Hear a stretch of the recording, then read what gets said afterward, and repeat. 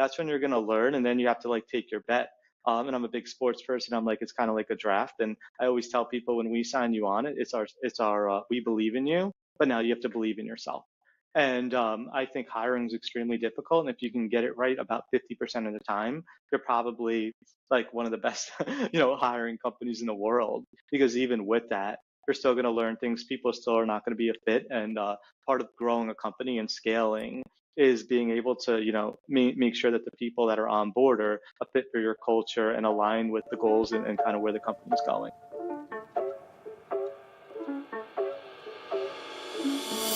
Welcome back to the Clean Techies podcast, where we interview the top climate tech founders and investors to share their stories, advice, and lessons when it comes to building and investing in climate. Today, we had a chance to speak with someone who has a long list of interesting things about him. We are speaking with John Fazzolari, the CEO and co-founder of Revivn, a platform that helps corporates either sell or give away their used but still operable electronic devices. Think computers and other electronic things. John's story is pretty fascinating, from starting out working at FINRA and then realizing he hated bureaucracy, so he went and started Revivn with his co-founder. And given their business involved in hardware and logistics, no one was willing to invest in them, forcing them to bootstrap on the early days. Another interesting fact is that he actually lost his hearing during the building of his company, and he had to get a new device to help him hear. This kind of reinforced his belief of the impact side of what they were doing and what they're working to achieve. And, today's conversation spans a lot of things. Some of my favorite topics in particular were the fact that their moat is really operational complexity. And we talked a lot about that and what it really means. He ensures that their third-party partners treat their customers the same way he was back when he was in the truck driving around, picking up devices and delivering them. And we talked about his thoughts on hiring and his what he calls the Rigatoni list, quite fascinating name for it. And then we also talked about bootstrapping a business versus taking on venture funding. So it was a short conversation, but we got through a lot of topics because John really gives good, straightforward, and kind of punchy answers. So I really did enjoy this episode, and I'm sure you will as well. So without any further delay, let's get into the show. All right, welcome to the show, John. How are you doing today on this beautiful Saturday in New York? Great, really, really excited to be here. Pumped to talk. Yeah, I'm pretty excited for this. I know we had to rebook it once, so I'm excited to make it happen. I guess let's just get into it. Tell us a little bit about yourself, kind of who you are and what you're doing today. Yeah, so I'm John. I grew up in Westchester, New York, in Harrison, and I'm a founder of a company called Revivn. Revivn is the leader in hardware lifecycle management for technology companies, and we're also a public benefit corporation. And so how did you, I guess, like what was your background to build this company? What led you to this thing? Yeah, so actually, my background has nothing to do with the company. It's interesting. I think sometimes founders that come out of an industry see things differently, and it becomes a really powerful tool. So I was actually a finance major in college. I went to Villanova University. That's where I met my co-founder. And basically, we got into this because we hated our first jobs. He was at JP Morgan. I was at a regulatory agency. And we were like, we have to get out of these big companies with bureaucracy, and we want to do our own thing. And we started looking for ideas, and we kind of stumbled upon this market of unused hardware. Mm-hmm. Yeah, I was looking through your LinkedIn. I saw FINRA, and I was like, oh, I used to sell insurance, so I'm aware of the regulators. But I was like, it's kind of an interesting one. But however, I will say that there's I've noticed there's a trend of people who work in those type of industries. Yes, they are a bit boring, but they usually require quite a lot of intelligence in some cases to manage those jobs. So I think that's quite interesting. So can you tell us more then about the unused hardware space? Like what was the landscape at the time when you started? Because you've been doing this for a while now, right? So Yeah, what was the so landscape then, and what was the real, like, hey, there's an actual problem to solve here, and we can go there and make money doing it? Yeah, so I would say like hardware lifecycle management, we actually ended up creating a category that we didn't even know existed, and we didn't realize what we were doing. It's a really painful and extremely complex process for large global technology companies. And what we do is we basically create a category through focusing on repurposing hardware that can be used to create a positive impact on people's lives versus physically destroying computers. And what that has done is it has allowed the world's most successful tech companies to repurpose their computers and extend the life of a machine that would otherwise be piled up and unused. And it's basically a win environmentally, socially, and economically. So prior to Revivn, most companies would physically destroy all their computer hardware. And the thing that myself and Anthony, my co-founder, saw was, why are we physically destroying all this stuff that has value and can be reused for the greater good? I think this is quite interesting because let me see. So this was around 2013 when you were getting into this, is that right? Yeah. So it's kind of interesting to me to see that there was no, after what, let's say, I don't know, 20, 15 or so years of, computers, and I guess maybe it's a little longer than that, but I am pretty young, so it's hard for me to visualize what it was like as the internet was coming around. But it's kind of interesting to me that there was no recycling type thing. Was it just because that was like just the standard, like, hey, we're done with it, we're going to destroy it? Was there any reason for it Yeah. specifically So, not so already being a I thing? think, yeah, I think the way it was done, and this is quite crazy, is that companies would pull their hard drives out and hire interns to slam a hammer through the hard drive and physically destroy it. And believe it or not, some industries do that today. What Anthony and I realized though was that technology companies are always usually ahead of the curve. And that is where Revivn built our market and our brand. So when we started going to companies that really cared about the environment and the world, we said to them, hey, why are you going to slam a hammer through a computer that can be reused and has value? And those companies became our champions early on. And they were like, this is a no brainer. We want to work with you. And it was pretty wild, the reception we got and how we built traction by just working with the companies that I think are a little bit ahead of the curve. So over time, I strongly believe over the next couple decades, every company in the world will do it this way. But I think the tech companies are ahead of the curve in saying, hey, why would we destroy something that can be reused? Hmm. So this was even before like the really big sustainability movement, correct? They were just like, hey, it doesn't make sense to waste. Exactly. Yeah. So everybody's like, oh, you were in climate before climate was a thing. And we kind of accidentally stumbled upon it. And I think there's a lot of reasons for that. But in entrepreneurship and startups, you're just working on things and things work out. And, you have to get a little bit lucky as well. So I think that we were fortunate to be in the space before it kind of became a space. Hey there, thanks for listening to this episode. If you made it this far, it's likely that you're enjoying the show, so I wanted to ask your help. If you're enjoying it, please give us a review on Apple Podcasts and share with somebody in the same industry who might find this interesting. And if you're interested in getting summaries of these episodes, go subscribe to our newsletter that comes out on LinkedIn and Substack. Links can be found in the description. Thanks for your help in growing the reach of this show. Yeah, interesting. So I guess tell us a little bit more then about the actual specifics, like the mechanics of the company, right? X company has X piece of hardware, and this is what we do with it, and here's where it goes.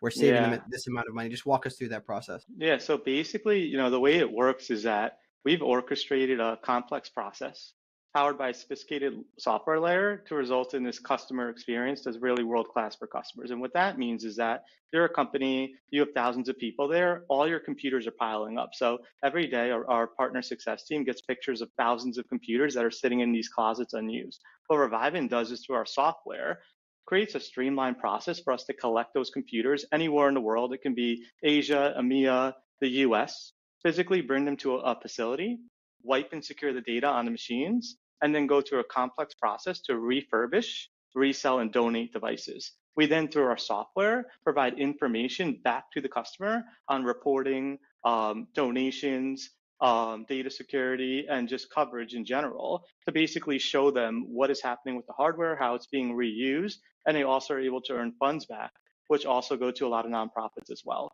So for the customer standpoint, the pain point there is it's very time consuming. There's a data risk when you're holding on to the hardware and it's just sitting there unused. And IT teams, unfortunately, are usually understaffed. And I would say a bit underappreciated within large organizations. So we really go in there and try to make their lives as easy as possible through Revivn's process. Mm-hmm. So can you talk more about the cost savings? So they're getting some money back from them being resold, and you're taking care of the whole process. And Yeah. then, yeah, I just want to understand that more.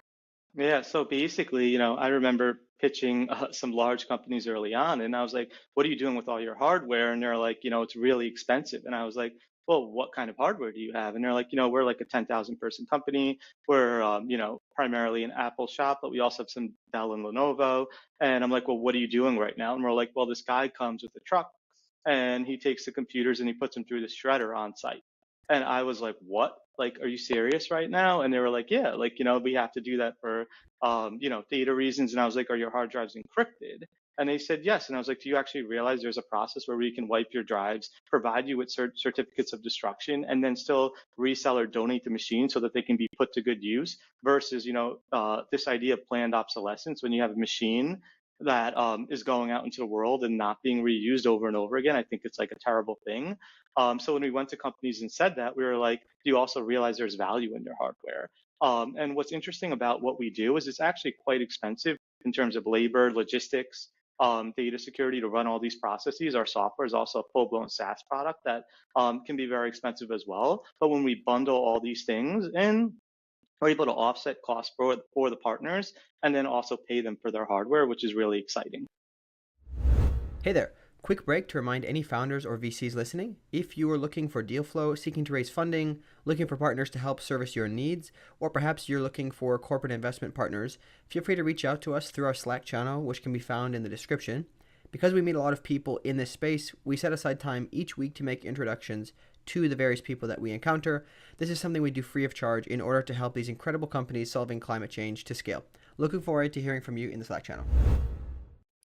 Okay, and then do you have any models where, I don't know if I made this up or if I remember speaking to you originally, do you have any models where people are able to donate to nonprofits instead of trying to pay for it? Exactly. So the way it works is on our SaaS product, there is a hardware marketplace, and organizations that need technology are able to do kind of like a GoFundMe on there.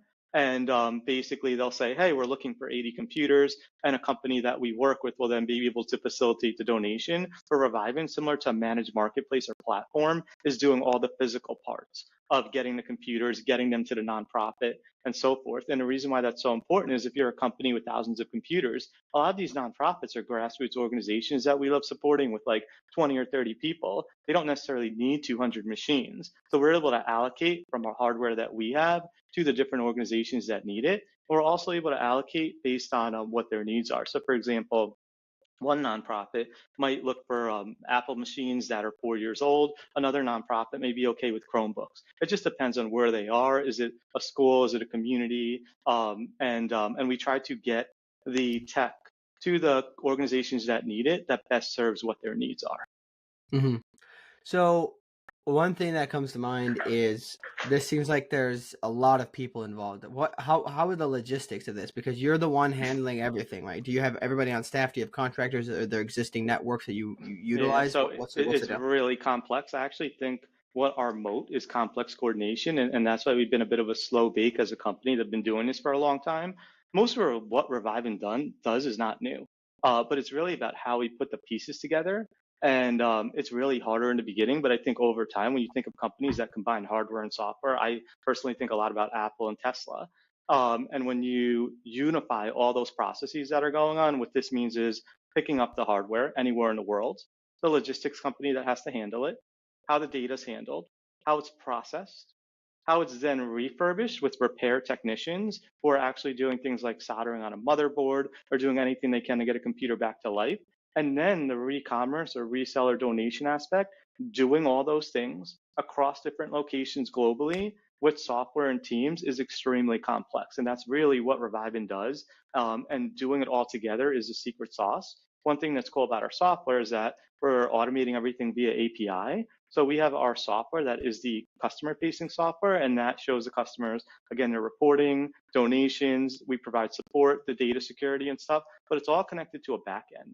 And the back end of it has data, operations, our global network, technical expertise. So everything that we're ingesting, we then can expose to our partners and really provide valuable information about what they should do with their hardware and when. Hey there. Are you building a climate tech business and looking for very specialized talent? Consider reaching out to our sponsors, NextWave Partners. NextWave are experts in talent acquisition, recruitment, and retention across the climate tech, renewables, and ESG spaces globally. So if your team is growing or you're looking to make a career change yourself, feel free to reach out to NextWave at next-wavepartners.com or reach out to one of their consultants directly via their LinkedIn page. Mm-hmm. Okay, interesting. Yeah, I think it's I'd be curious to know from a scaling perspective, right? So you've been doing this for a while. When you have such a logistics heavy business, have you noticed that maybe you can walk us through some of the learning experiences you had where you got to a certain scale and you realize, okay, we need to do some things better. I just want to understand how you scale a business where your moat is logistics complexity? Yeah, exactly. That's a really great question. So I would say early on, my co-founder and I think, literally went in the truck and did these pickups. So, we would be a driver and a helper. We go into customers, we'd physically pick up the hardware. We brought it to a facility. Our first one was in Harlem. And we would actually do the work ourselves with our hands.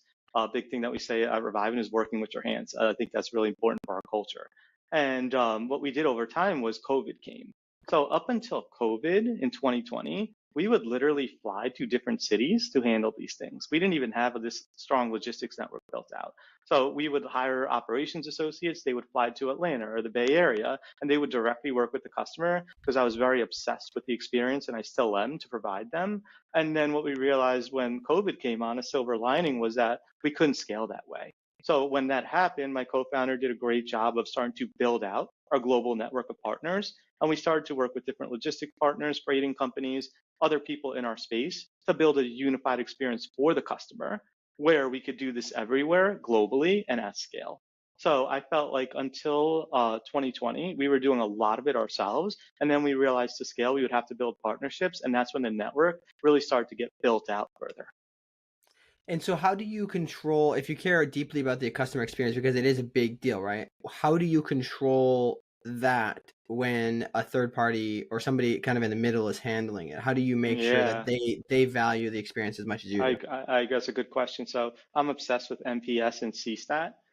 So for all of our partners, we are always asking for feedback and reviews, and we do that with the customer and with the partners we work with as well. We have a very strict vetting process for who can work with Revivn and get on the platform, and we are constantly removing or adding people to the platform to ensure that we have a great experience for our partners worldwide. So it takes a lot of maintenance and work to ensure that we're continuing to do that long term, but it's well worth it. Our logistics team is traveling globally. We're meeting with the partners.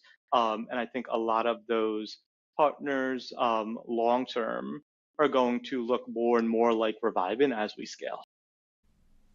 We wanted to take a quick break to tell you about another climate tech podcast. Well, literally. Ryan Grant Little hosts a podcast called Another Climate Tech Podcast, where he interviews climate tech founders and VCs, which, as I'm sure if you're listening to this podcast, you will love. So we highly recommend checking him out. The link will be in the description to this episode. Now back to the show. Do you find that a lot of the people who are working kind of in partnership with you are really genuinely interested in the mission as well? Or do they just like, hey, it's just a job, like the people that you see at McDonald's who are just like they hate their lives kind of thing? That's a great question. So I would say that it's a mix. We look for partners that are really drawn to our mission because we care about that. But I would say that we are ahead of the curve on this. And most partners are just thinking about volume of hardware and viewing us as kind of like a supplier. However, we're always looking to influence them and find that company out there that can be a partner that sees the power of repurposing in our vision and is aligned with it. Mm-hmm. Yeah. Okay. I like that. I can imagine that that's a difficult process going through that because it really matters, right? This is something I had just like a really tiny business I built at one point, just like a tea business, right? And all of the tiny things matter a lot because I'm a big fan of Steve Jobs. In case you didn't notice by the poster in my background, but anyways, I think that's quite fascinating. I like to hear it. I would like to, before we move on to other things, I want to have you. Can you talk about a couple stories, perhaps, or maybe some stats on the impact of what you're doing, right? Like maybe some stories of people that have benefited because they got these computers when they couldn't afford them, or just things like that. I want to understand some of the impact. Yeah, so I think one thing to go back to that's important with this is kind of like the origin of the company. My co-founder and I really had a lot of appreciation for extra stuff, unused things from when we were growing up. I think that it was just something that we saw in our families and just growing up in our households, whether it was like leftovers that get combined into a meal, or my co-founder running his own businesses in high school to make money and doing things like that. And I think that when we were thinking about what we wanted to do, all the unused waste really stuck out to us. So whether it was in our apartments or at our companies, we kept seeing all of this stuff and we're like, it's just piling up. At the time, I was actually losing my hearing. And I'll circle back to that after. So I grew up with like hearing aids and an FM system. And my co-founder always fix things with his hands. So he would sell auto parts online when he was in high school and stuff like that. And he started to see people on online sites like eBay buying used hardware. So what happened was it was like July of 2010, and I actually lost all my hearing at the time. So I'm deaf right now and I have a cochlear implant. The cochlear implant is a piece of technology that allows me to hear. I was down to 15% speech comprehension when I got the cochlear implant. Now I'm fortunately at 90. And it's an interesting thing in our office, people used to not know that and they thought I just had a Bluetooth on. And I was like, actually, it's a lot more than that. And it was a really powerful thing for us because we realized that technology could really even impact and power on people's lives. And anytime we get a computer that can be reused and is just sitting there and is given to somebody or an organization that does not have access to that technology, I think about how the cochlear implant impacted me, allowed me to start this company, and it gives me a tremendous amount of inspiration, perspective, and positive affirmations. So in terms of that's kind of like the origin of how we became a public benefit corporation and realized that was so important. And then now in terms of things, we're doing things globally with very large technology companies to create this impact and capture these stories. So this could be something like an organization right here in Brooklyn. It could be an organization in the city that is helping kids with disabilities. It could be a larger nonprofit. We're working with California's Emerging Technology Fund. So these things are happening everywhere now at scale. And to be honest, the demand for it is still higher than the supply. And that's why it's really important that we continue to grow and work with partners that have this tech that's unused, because so many people can still benefit from it and use it. And I think that's become a really, really cool thing about Revivn, just seeing that impact and how we can drive it and really do good, but also make money at the same time. We're very fortunate to be in that position. Mm-hmm. No, that's really powerful. I like that. I wonder how. There's obviously a huge need for this everywhere, right? So there's plenty of opportunities. Just about, can you scale and get the customers and still maintain the service and everything. I want to ask, so we talked about it before the show a little bit, but can you talk about bootstrapping the company and your decision to do that versus raising? Yeah, so the funny part about it, it wasn't a choice. Nobody wanted to invest in us. Basically what happened was, people did not like our business. They were like, there's a physical component. It's recycling. You don't have a technical co-founder. Always have a chip on my shoulder. I'm saying I'm taking receipts. So I have a long list of those emails that I tend to help motivate me. And we really couldn't raise. And it ended up becoming the best thing ever for our company, that we couldn't, because it forced us to be scrappy. It forced us to figure it out, and it forced us to figure out profitability. And that is, a really powerful thing when you can do it, because now you control your own destiny as a founder. And in this day and age, I think people are realizing it more. But I always, when I talk to entrepreneurs and founders, usually their first question is like, how do I raise money? Can you introduce me to investors and stuff? And I'm like, what's your biggest challenge? And they're like, well, we need to raise money. And I'm like, you're just focused on the wrong thing. So I am a very big fan of bootstrapping. However, if it can't really happen by choice because it's so much harder. And I don't know if you saw the recent NVIDIA video that went out when Jensen was on a podcast and they asked him about starting a company all over again. And this person has been doing it for 35 years. I think NVIDIA's market cap is $1 trillion. And they're like, what would you do? And he was like, I would never do it again. And that's how I think about bootstrapping personally. I don't think I would ever do it again. But when I was going through it, the ignorance of it was bliss, and that allowed us to run through walls and get to where we are today. And now we actually tell the company our profit is our freedom to do it the Revivn way. And that's a really powerful thing. That's really cool. So I guess, you've sort of answered it by saying you wouldn't do it again, but do you have any general comments to people building in climate who, when it comes to fundraising, right? Just how they, at least if they are going to fundraise, should they at least approach things with a certain kind of angle, or do you have any advice to them to say, well, at least consider this because maybe you don't actually need to fundraise? Like any general comments in the climate So space? I would say that you really want to raise as little as possible to hit the next milestone so that you stay profitable, or force yourself to get to profitability and then find product market fit. Because if you can do that a little bit at a time, then you can still control your own destiny and have optionality. So one thing that happened over the past few years, I'm sure you've seen, is a lot of companies raise at valuations that unfortunately they will never grow into.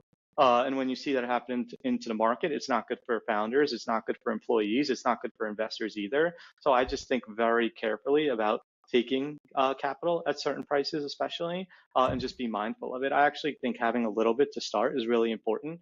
And when I say we're bootstrapped, we still took on, under $1 million. It was still a very small amount relative to our company. But overall, I think the aim to, or like raising being the goal, is a problem in today's market. And I see a lot of times where I'm looking at like a founder chat or fireside chat, and it has like a founder's name and the amount of money raised. And I always think, well, why don't we just show like their revenue and EBITDA there versus just a fundraising amount?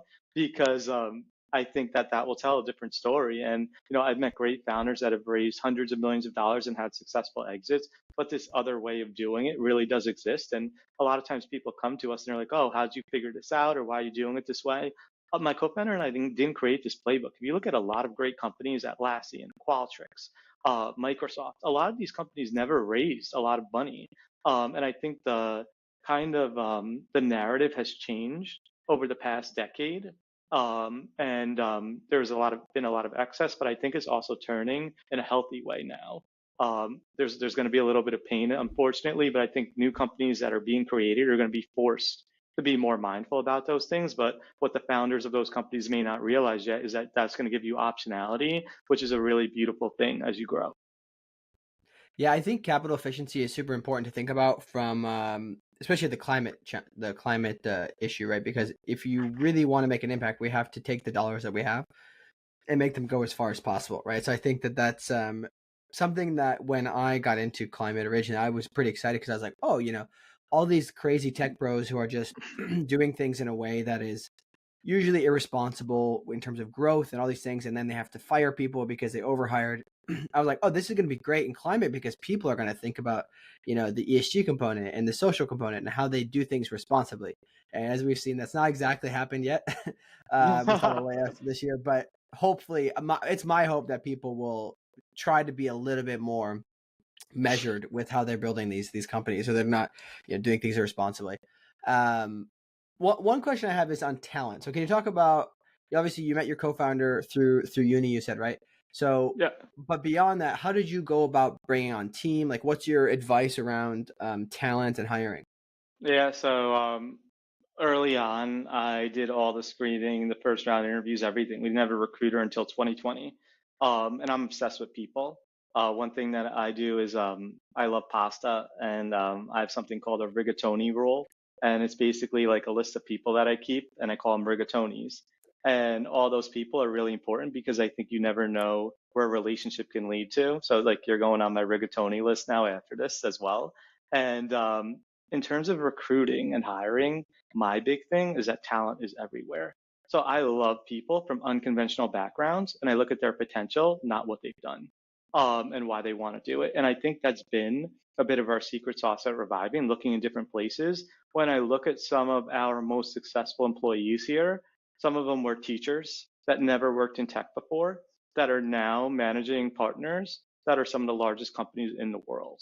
And The list goes on in terms of people from unconventional backgrounds. I remember an early sales rep was working in fashion, had never done sales, and came into our warehouse before we even had a normal office and started working with us. So I believe talent is everywhere, and I love meeting people and hearing their story. I love people that have a chip on their shoulder, and I'm always interested in, like, what is the obstacle that you've overcome, because startups are so hard. It's not a normal job.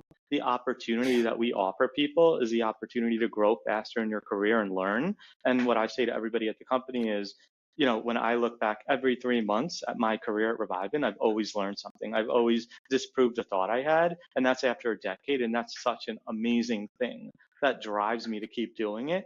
And as long as I'm doing that, I'm going to be doing this for a long time, because that is something that in life, having a vocation that you could learn from and a purpose to your day-to-day work is really powerful, versus being at an organization that may be stagnant. You're not learning. It's more bureaucratic, but just a 9 to 5. And I think, especially in the phase of Revivn that we are in now, it's kind of a once in a lifetime experience to be able to learn and grow with the company. And a lot of those people, I think, have made their careers here early on. And that's really special. I always think about it as like long term. I want people to say I worked at Revivn during a time period where that was happening. And like, a decade from now, look back at it and be like, wow, that was really special. Yeah, that's awesome. I love the perspective on the odd backgrounds. I want to know, when you're hiring, you talk about finding potential in people who may not have like a particular, specific background to the role you're trying to hire for.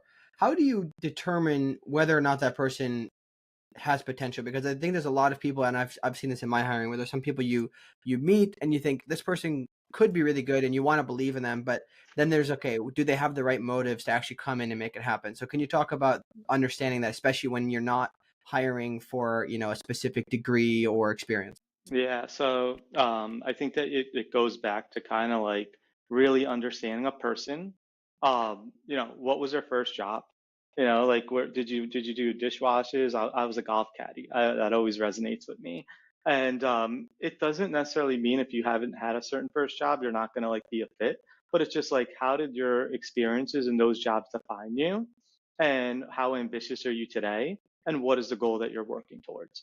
And I think when you really get to understand why a person is motivated or why they want to potentially join your company, and you go pretty deep there, that's when you're going to learn, and then you have to like take your bet. And I'm a big sports person. I'm like, it's kind of like a draft, and I always tell people when we sign you on, it's our we believe in you, but now you have to believe in yourself. And I think hiring is extremely difficult, and if you can get it right about 50% of the time, you're probably like one of the best, hiring companies in the world. Because even with that, you're still going to learn things. People still are not going to be a fit, and part of growing a company and scaling is being able to, make sure that the people that are on board are a fit for your culture and aligned with the goals and kind of where the company's going. So it's extremely difficult, but I really just try to get to know a person and what motivates them. Mm-hmm. Interesting. No, I appreciate that. I think that's pretty good insight. I think, thanks for that. In terms of, I guess we're kind of coming up on time here. In terms of advice to other climate founders, people who want to, make an impact in the space, what would your general advice be to them as they're kind of determining what to do and just getting started? Yeah, so I love unsexy ideas. I love things around waste. If I wasn't doing Revivn and I was in climate, I'd probably be working around another type of waste stream. Um, and I think about it as like, how can you use software? I think that's important. Software is like a big part of every business, maybe not right in the beginning, but over time. How can you do it globally? Can you do this anywhere in the world? How big is that market for it? And then also, I think it's just like every company, like, don't give up. You have to keep going. You have to have inspiration, perspective, and positive affirmation. And I think as a company, whether, especially in climate where it could take longer, to build a lot of these things, and it's a bigger problem, which is also really exciting to solve. In the beginning, it's impossible, then it becomes unlikely, but then success becomes inevitable. And if you can go along that path and just keep going forward, I think that you make a little bit of your own luck and things happen. I think reflecting back 7 years into Revivn, we were down to 10 people during COVID with product managers in our facility cleaning stickers off laptops to keep the company alive. So you don't know what's going to happen. You're dodging grenades along the way. It's really, really hard. But if you believe in yourself and you can just keep going, I think really good things happen. I think there's so many problems to be solved in climate. The other thing I would say is that not to take any single piece of advice from an investor or somebody else too seriously. I call it like an N to the one thing, where I ask like 50 people for their opinions and I kind of formulate that into my own thought. And if I had listened to what everybody had told us about Revivn early on, we definitely wouldn't be here talking today. I think that's a really important thing. I need to write this down, but I think that that's a really important aspect, because I see this with graduates that I talk to. A lot of them, they want to work in climate, and they have no measurement as to which company to work for, because they're like, oh, they're doing great things, they must be good, right? They're in climate, so we'll go work for them. But when you speak to 30 or 40 of them, you get an idea like, hey, there's only a couple of these that are probably going to work, right? Yeah, exactly. So I think that general, like, creating your own thought. I think you said creating your own thought after you speak to many people, right? That is really valuable for many people, for job seekers as well as builders. So I think that that's a good one. I guess I don't know if I asked you this to prep for this, but do you have any specific ideas that you would go like things that you think could be built in climate today? Other ideas to build startups in the space right now? Yeah, so to be honest, it's hard for me because um, when I look at other companies and ideas, I just pay much more attention to the people than the idea. And I think it's just because of the way Revivn was formed. So, for example, I don't even feel like I'm qualified to speak on a lot of these other climate ideas. I just have been obsessed and know so much about what we do and our waste stream that I haven't really, explored outside of it. I think just because of the demands of what I have to do on a day-to-day basis and just my general interest in it. But overall, there's just so many problems that need to be solved around this space. And again, I just love the waste part of it. I think of garbage as a very interesting thing in terms of it. And I know at one point, me and my co-founder were looking things. We're like, how does garbage actually work? Like all types of garbage. And I know recently I was somewhere and I heard a founder speak about waste from porta potties, I think it was. And I thought that was really fascinating and interesting as like a very unsexy, dirty problem that nobody wants to touch. And I believe those things are usually tremendous opportunities that can have tremendous outcomes. So those are the things I'm biased Mm-hmm. towards that I encourage founders to get involved in versus the doing something similar to what already exists. Mm-hmm. There's a lot of companies that, and again, a lot of them are doing good work, but they're, putting out things like dashboards around climate statistics and stuff like that. I think that everybody needs to have that on top of what is the problem you're solving, no, versus just Mm-hmm. statistics. I think that's quite interesting. This is something I was thinking about. I'm reading through the Elon Musk book, and then I also just saw the product announcement from Humane. I don't know if you saw that. That went pretty viral. But No, they're I haven't. basically, these types of innovations where you don't just make an improvement to something that exists, but you kind of change things substantially at the base level.